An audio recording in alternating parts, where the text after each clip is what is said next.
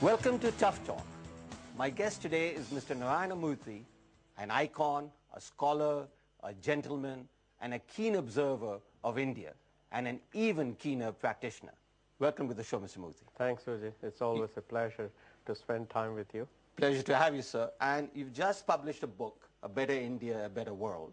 And I think this is must reading for anybody wanting to understand India and about the policies that perhaps should come to India. We are having elections now. In 3 weeks, there'll be a new government. And this seems like a very opportune time to discuss these things. I have 3 issues, and you cover a very wide range of issues. And I honestly believe it's must reading.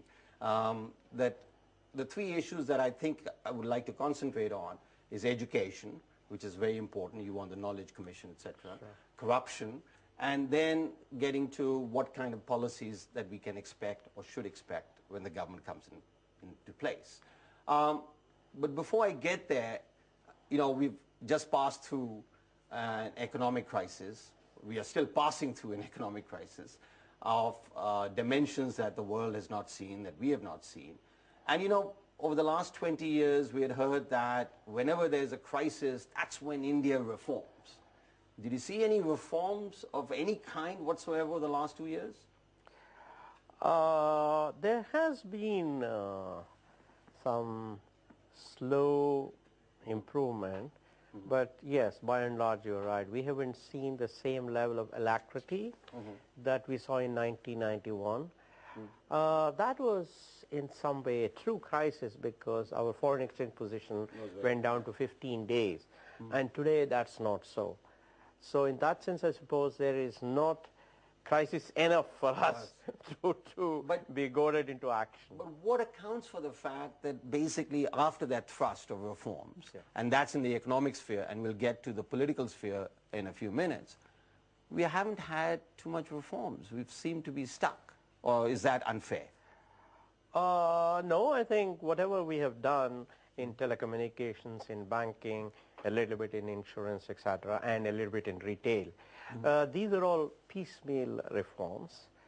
But the bigger reforms that we have to move towards is at the state level, you know, in terms of primary education, primary health care, in terms of nutrition, in making sure that there is a flexible labor policy for hire and actually, on the state level, would you also recommend that we move towards financing and taxation at the municipality level? That is, there's decentralization, and that states and cities are meant to or required to raise their own funding for a lot of the projects that they do.